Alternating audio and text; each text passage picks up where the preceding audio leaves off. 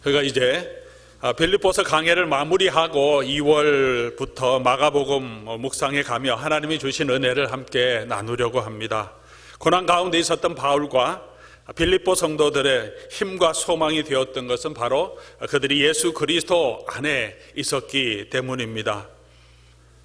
사도 바울은 빌립보서에서 우리가 예수 그리스도 안에서 예수님께서 주시는 그 힘으로 그들이 강하게 되었다고, 그들이 항상 기뻐할 수 있었다고 말합니다. 어떤 환경에서든지 예수님께서 주시는 그 능력 안에서 모든 일을 할 수 있었다고 사도 바울은 고백합니다.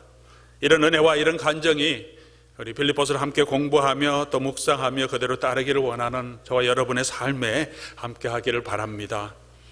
이것이 어떻게 가능한가? 사도 바울은 이렇게 말합니다. 바울은 예수 그리스도를 아는 지식의 고상함을 알았기 때문이라고 말합니다. 그래서 계속해서 예수를 아는 그 지식에 자라가도록 그는 노력하고 애쓰고, 다른 모든 것은 잊어버리더라도 예수를 더 알기를 원하고 예수 가운데 가기를 원한다고 그는 간절하게 소망 가운데 고백하는 모습을 우리가 보았습니다. 현대를 살아가는 저와 여러분들에게 많은 지식이 필요합니다. 요즘 한창 이슈가 되고 있는 비트코인이나 가상화폐, 이런 일들이 있습니다. 저는 이게 어떻게 구성되는지 그 개념도 이해하기가 힘든데 더 많은 이들이 거기에 빠져 있습니다. 핸드폰이나 컴퓨터도 지식이 있어야 제대로 우리가 사용할 수 있습니다. 최고 사양의 핸드폰을 가지고 있더라도 지식이 없으면 사진 찍고 전화하고 그 다음에 카톡하는 정도로밖에 사용하지 못할 때도 많습니다. 건강에도 우리가 지식이 있어야 건강을 잘 관리할 수 있습니다. 여러 가지 현대의 생활 가운데 우리가 많은 지식이 필요하지만 예수 그리스도를 아는 지식만큼 고상한 지식은, 정말로 중요한 지식은 없을 것입니다. 예수님의 은혜가 낙심한 자를 새롭게 하고 새로운 소망을 줍니다. 병든 자를 치유하고 넘어진 자를 일어나게 합니다. 무엇보다도 저와 여러분을 죄의 속박에서 자유하게 해주고 우리의 삶의 소망과 변화를 주십니다. 오늘 찬양대가 찬양한 것처럼 시온을 향하여서 하늘나라를 향한 소망을 저와 여러분에게 새롭게 주십니다. 예수님을 아는 그 지식 가운데 우리가 이런 소망을 얻게 됩니다. 찬송가 453장 우리가 하듯이 예수도 알기 원하네, 크고도 넓은 은혜와 죄속해 주신 사랑을 간절히 알기 원하네. 이 찬양이 저와 여러분의 간증이고 여러분의 소망이고 우리의 기도고 우리의 노래가 될 수 있기를 바랍니다. 이 예수 그리스도를 아는 지식에 점점 자라가기 위해서 우리와 함께 하시며 우리를 힘주시며 우리를 이끌어 가시며 우리의 소망이 되신 그 예수님이 어떤 분인지 우리가 조금 더 예수님의 생애, 예수님의 고난, 예수님이 부르신 제자의 삶이 어떤 것인지 배워가기 위해서 마가복음을 선택해서 함께 배워가려고 합니다. 왜 마가복음을 선택했는가? 가장 짧은 복음서이기 때문입니다. 누가복음과 마태복음을 선택했다면 아마 1년 반, 2년 동안 계속해서 강해를 해야 할 것 같은데 그 절반이 되는 마가복음을 통해서 우리가 함께 하나님 우리에게 주신 은혜를 살펴보려고 합니다. 더 중요한 이유는 이 복음서가 다른 복음서만큼 그렇게 중요하게 다루어지지 않았기 때문입니다. 요한복음 우리가 다 사랑합니다. 심오한 진리가 있고 예수님이 누구신지 예수님에 대해서 우리에게 많은 감동적인 메시지를 전해주고 있습니다. 누가복음도 방대한 자료가 있고 우리가 다른 복음서에 있지 않은 예수님의 어릴 때의 이야기, 그리고 많은 비유들을 기록해주고 있습니다. 우리가 잘 아는 탕자의 비유 같은 여러 가지 이유를 통하여서 모든 인류의 구원자 되시고 약한 자, 적은 자를 돌아보시는 하나님의 사랑, 예수 그리스도의 사랑을 우리에게 잘 보여주고 있는 성경입니다. 마태복음도 예수님의 가르침을 많이 집중해서 우리에게 주고 산상수훈 같은 정말 아름다운 예수 그리스도의 가르침을 모아서 우리에게 기록해주고 있습니다. 우리가 신약 성경을 설교집을 이렇게 보더라도 요한복음 강해집이 많고 마태복음 강해집이 많고 그리고 누가복음 강해집이 많습니다. 마가복음은 우리 설교자들도 또 신학자들도 그렇게 중요성 있게 많이 다루지 않았던 복음입니다. 마태복음의 요약본이라고 했을 정도로 특별히 마가복음에 있는 새로운 내용이 많이 없이 마태복음과 누가복음의 대부분의 내용이 그대로 마가복음에 조금 더 간략하게 기록되어 있기 때문에 마태와 누가복음을 보면 마가복음 특별히 볼 필요가 없을 정도로 그렇게 인식이 되어 있어서 이 마가복음을 많이 연구하지 않았습니다. 하지만 사람들에게 덜 읽혀지고 또 덜 사랑받았던 복음서이기 때문에 우리가 더 함께 살펴보기를 원하고 더 마음이 갑니다. 화려한 문체는 없습니다. 간략하고 예수님의 사건, 예수님이 하신 일을 통해서 아주 빠른 속도를 가지고 예수님의 사역을 기록해 가고 있지만 그 안에 예수 그리스도의 모습, 섬기시는 종으로 오신 예수님, 권위와 능력을 가지신 예수 그리스도, 하나님의 아들로서 이 땅에 오신 예수 그리스도의 모습을 힘있게 선포합니다.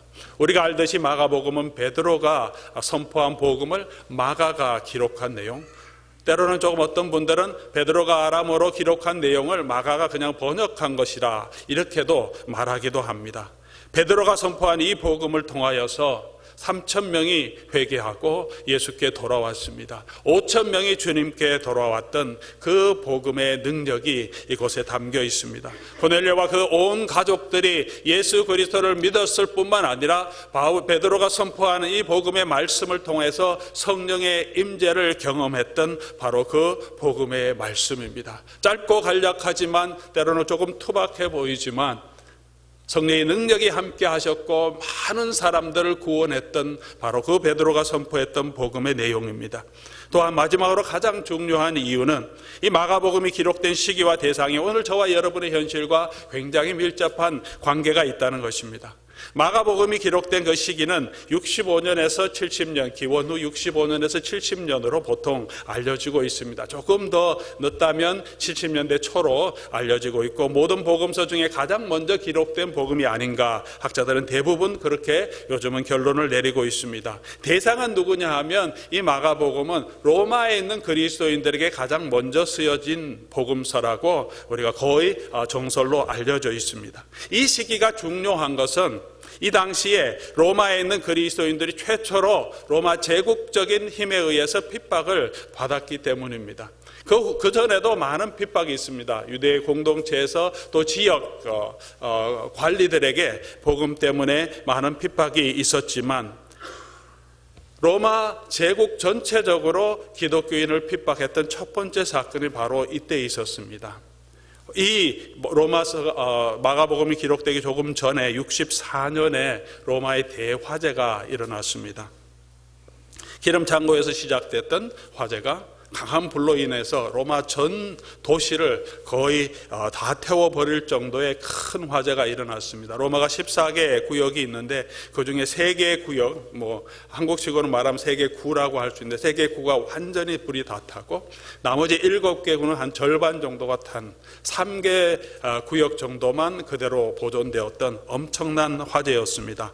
역사적으로도 많이 기록이 남아 있습니다.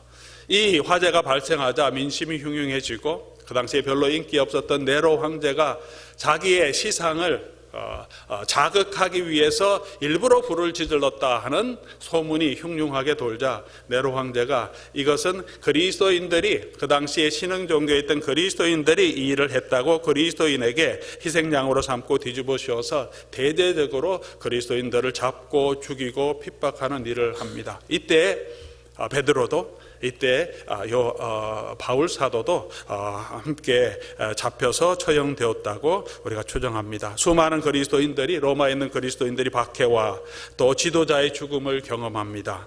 로마 제국의 화려함, 힘, 풍요로움, 문화 가운데 당시에 연약하게 살고 있었던 가난하게 살고 있었던 많은 기독교인들이 느꼈던 감정은 어떻겠습니까? 또한 이 모든 일들을 재앙의 근원이 된다고 생각하고 그렇게 여론을 조작하면서 로마인들이 기독교에 대한 적대감과 또 그들을 향한 조롱이 상당히 심했을 것입니다.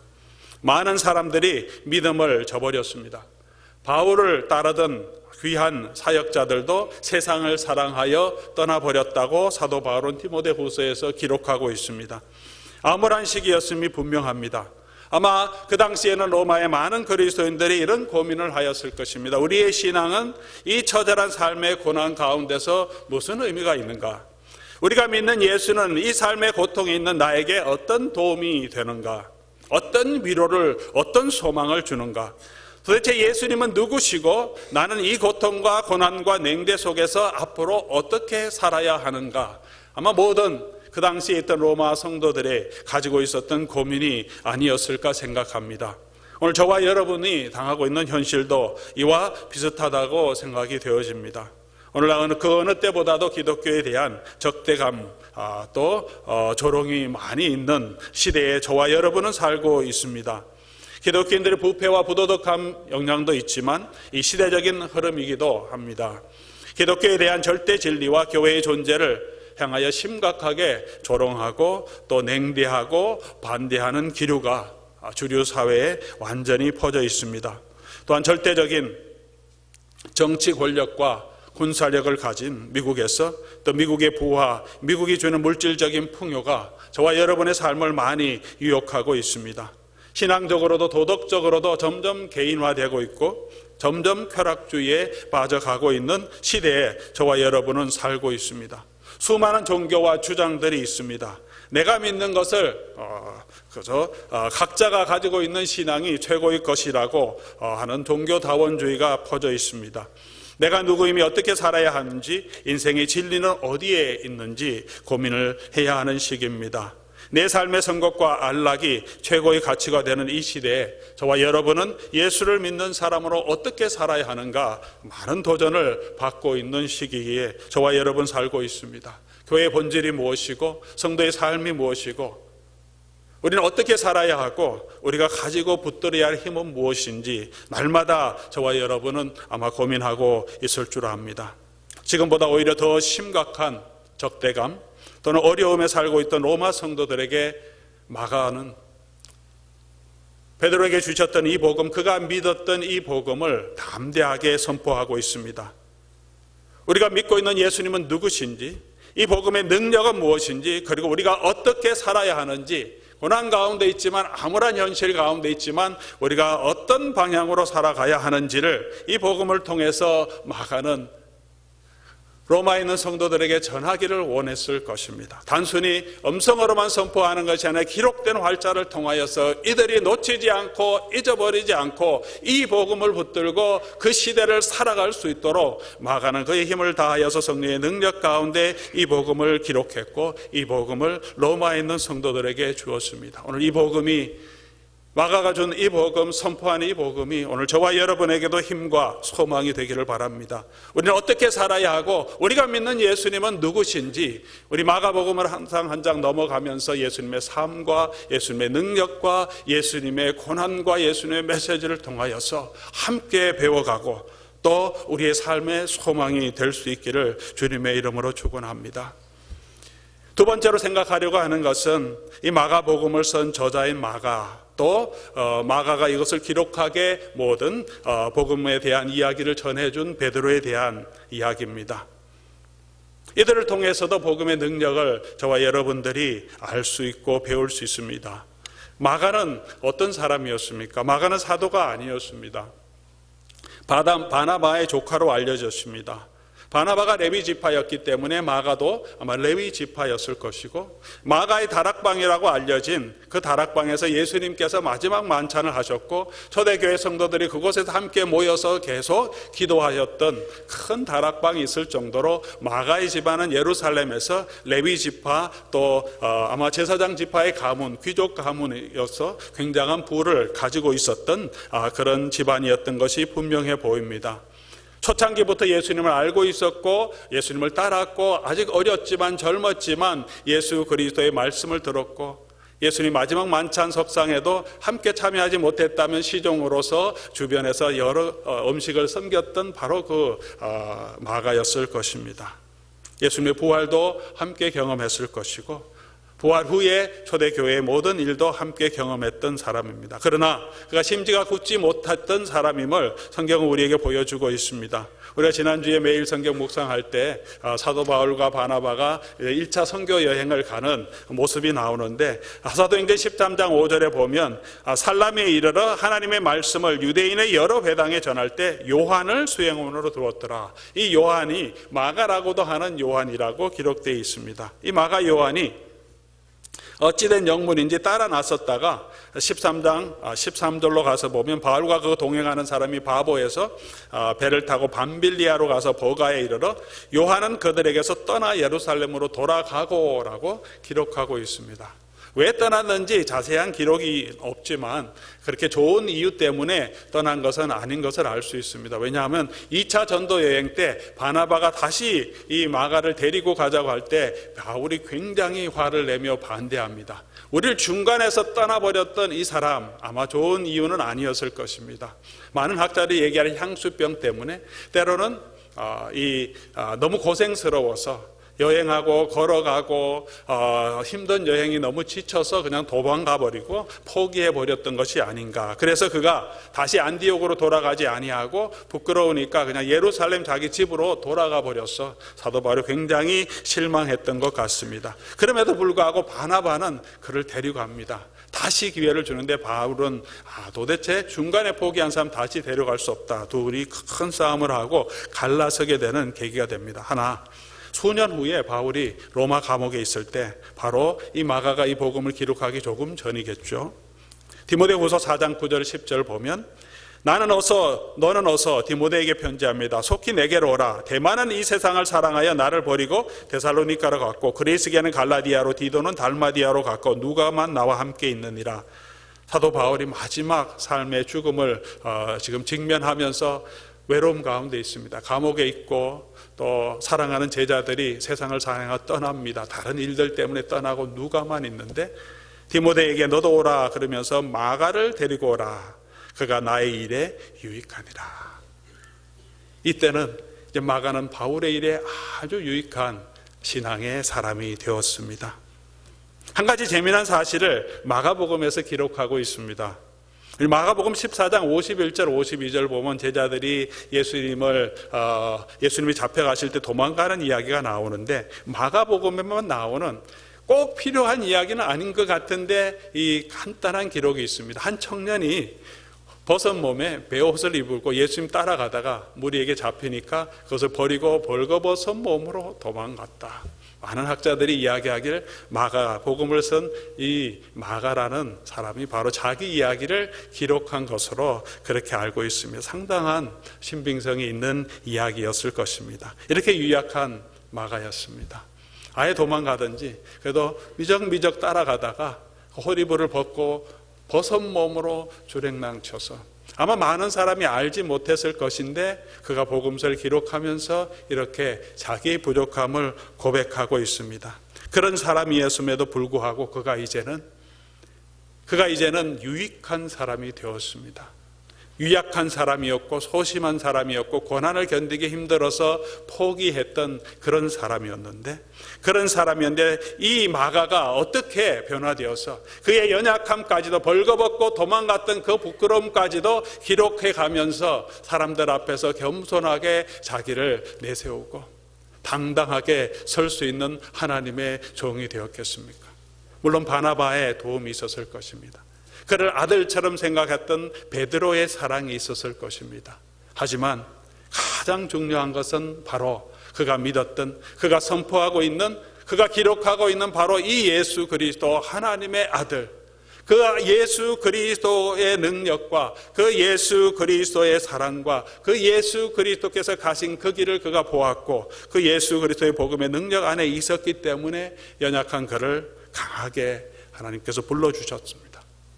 그 예수 그리스도를 로마에 있는 성도들에게 마가는 담대한 마음으로 선포하고 있습니다. 나를 이렇게 지켜주신 예수님입니다. 바로 이 복음에서 기록된 이 예수님입니다. 여러분도 어려움 가운데 있지만, 고난 가운데 있지만, 두려움 가운데 있지만, 신앙을 저버리려고 하는 그런 도전 가운데 있지만 담대하십시오. 바로 이 예수님 때문에 저도 변화되었습니다. 이 예수님 때문에 저도 연약한 자였지만 이제 유익한 하나님의 일꾼이 되었습니다 라고 그들에게 담대하게 그가 경험했던 예수 그리스도를 증거하고 있습니다.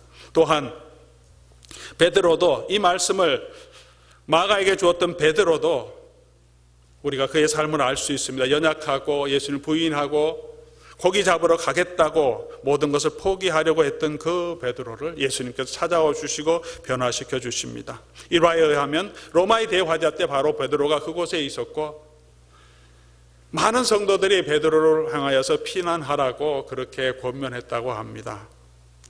베드로가 십자가를 지기를 원하고 핍박을 함께 당하기를 원하지만 복음의 전도를 계속해서 한 사명이 있기 때문에 성도들의 권면을 어쩔 수 없이 받아들이고 로마를 떠나갈 때 우리가 잘 아는 영화에 나오는 코바디스라는 영화에 나오는 것처럼 예수님을, 부활하신 예수님을 만납니다. 예수님이 로마로 다시 들어가는 모습을 발견합니다. 그러면서 베드로가 예수님께 질문하는 내용이 코바디스 도미네, 주님 어디로 가십니까? 라틴 말로 그렇게 질문합니다. 예수님께서 네가 버리고 가는 십자가를 내가 지러 간다.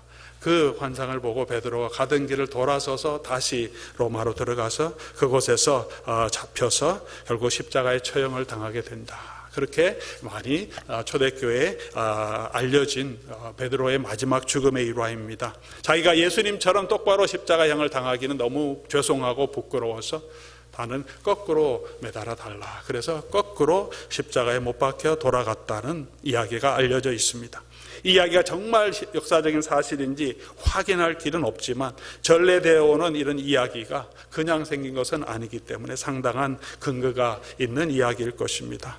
이 베드로도 이 마가복음을 통해서 그가 선포하고 그가 믿었던 이 예수님, 그를 붙들어 주었던 예수님, 그의 힘이 되었던 예수님, 그로 하여금 십자가를 거꾸로 달릴지라도 따라가게 해주셨던 바로 그 예수를 선포하고 그 예수의 능력을 우리에게 전하고 있습니다.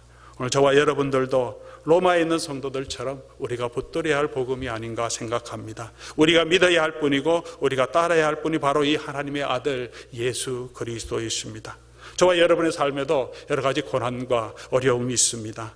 세상적인 유혹이 많습니다. 물질의 유혹도 있습니다. 좀 편안하고 싶은 많은 유혹도 있습니다. 하지만 이 예수 그리스도를 알고 우리의 구주가 되신 그 예수 그리스도의 하신 능력을 알고 예수님께 가신 그 길을 우리가 알아가면서 우리의 삶에 하나님이 주시는 능력을 경험할 수 있기를 바랍니다.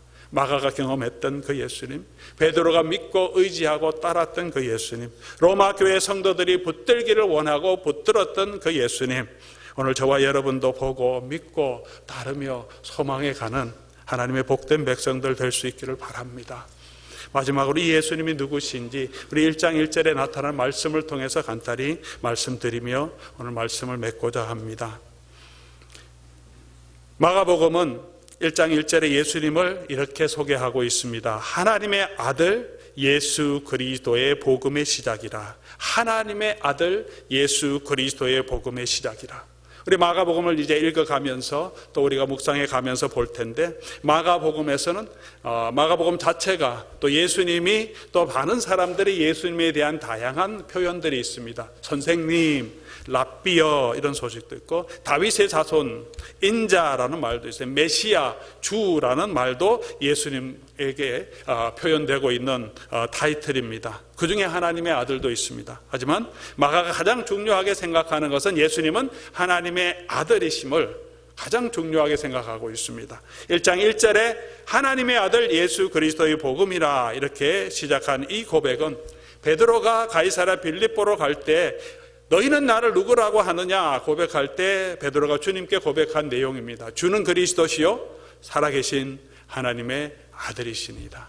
베드로의 확신이었습니다. 베드로는 예수님을 그리스도고 살아계신 하나님의 아들로 믿었습니다. 바로 그가 믿었던 그 예수님, 그가 보았던 그 예수님, 그가 들었던 그 예수님의 사역을 기록하고 있습니다.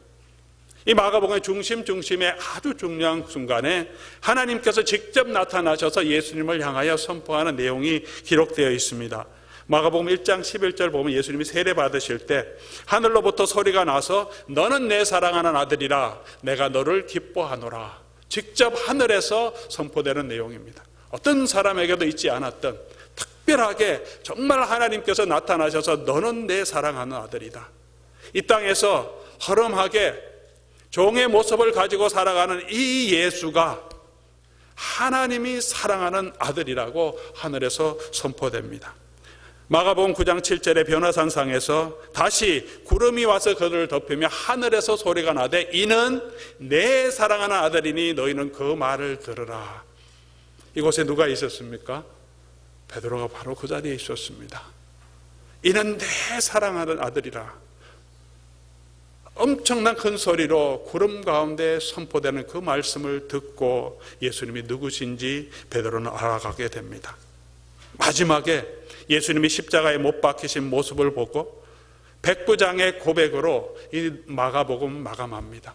예수를 알지 못했고 유대인도 아니었던 로마의 군병이었던 백부장이 예수님께서 돌아가시는 이 모든 모습을 보고 마가복음 15장에 이렇게 말합니다. 예수를 향하여 섰던 백부장이 그렇게 숨지심을 보고 이르되 이 사람은 진실로 하나님의 아들이었도다. 마가복음 전체를 통하여서 베드로는 또 마가는 예수님이 하나님의 아들이심을 우리에게 선포합니다. 이 예수님이 권능과 능력을 가지신 분임을 그들이 경험했고 갈릴리의 나사렛에서 나왔던 촌 사람이었지만 고혼 모양과 풍채도 없었던 분이지만 십자가에 달려서 비참하게 최후를 맞이했었던 분이지만 로마 제국의 반역자로서 신흥 종교의 지도자로서 로마 제국에 의해서 십자가형을 당했던 그 사람이지만 그분이 하나님의 능력을 가진 분임을 마가는 기록해 나가고 있습니다. 마가복음이 시작할 때마다 처음 부분에 귀신을 쫓아내는 능력을 베푸십니다. 모든 악한 영을 제어하시고 꾸짖어 쫓아내시는 예수님의 모습을 보여줍니다. 질병을 치유하십니다. 꾸짖어 쫓아내십니다. 죄를 용서하시는 예수 그리스도의 모습을 보여줍니다. 하나님만이 하실 수 있는 죄 용서함을 예수님께서 선포해 가십니다. 새로운 율법을 선포하십니다. 아니 율법을 새롭게 정의하시고 율법을 주신 분이 내가 진실로 너희에게 이르노니 하면서 참 하나님의 말씀 되신 예수님께서 하나님의 말씀을 그 백성들에 선포합니다. 그 권위와 그 능력을 가지고 일하시는 모습을 보여줍니다. 그런데 로마 사람이 잘 알고 있는 헬라 신화에 나오는 신의 아들과 다르게 이 하나님의 아들은 겸손하게 그 백성을 섬기는 자로 그 아버지의 뜻을 순종하는 고난받는 종으로의 삶을 살아가고 있음을 마가는 기록해 나가고 있습니다. 가난한 자, 병든 자, 소외된 자, 죄인들과 함께 하십니다. 문둥병자를 만지시면서 그 문둥병을 자기가 대신 짊어지십니다. 죄인들을 향하여 다가가시면서 그들의 죄를 대신 짊어지십니다. 마가복음 10장 45절에 인자가 온 것은 섬김을 받으려 함이 아니라 도리어 섬기려 하고 자기 목숨을 많은 사람의 대속물로 주려 함이라. 그 길을 가시는 예수님의 모습을 마가복음 중간에서는 갈릴리를 떠나서 예루살렘을 향하는 예수님의 여정 가운데 3번이나 반복해서 내가 이제 예루살렘으로 더 내려가면 고난을 당하고 넘겨줌을 받게 되고 죽임을 당하게 될 것이다 예언하면서 그 길을 걸어가시는 예수 그리스도, 고난받는 하나님의 아들, 섬기는 종으로 오신 예수 그리스도의 모습을 저와 여러분에게 보여주십니다. 그리고 아낌없이 자기 몸을 그 백성을 위하여서 내어주신 그분이 부활하심을 통하여서 정말 하나님의 아들이심을 증명하십니다. 예수님이 참 소망이심을, 예수님이 참 능력이심을, 예수님이 참 우리의 죄를 사해 주시는 하나님이심을 우리에게 선포해 주고 있습니다. 고난 가운데 있는 많은 성도들이 믿고 의지할 수 있는 복음, 로마보다 더 강한 하나님의 아들 되신 예수 그리스도를 따르는 예수 그리스도의 백성됨을 그 백성들에게 전가하고 있습니다. 십자가를 참으신 어린 양 예수, 가장 낮은 곳으로 가장 높은 곳에서 내려오신 예수님, 종의 모습으로 오셔서 죽기까지 자기를 내어주신 그 예수님, 바로 그분이 하나님의 아들이심을, 우리의 죄를 용서해 주시는 하나님의 아들이심을, 그의 몸을 우리의 대성물로 내어주심으로 저와 여러분이 하나님 앞에 설 수 있게 해주신 그 하나님의 능력이 되심을 우리에게 보여주십니다. 바로 이 하나님의 아들 예수 그리스도의 복음이 시작되었다고 말합니다.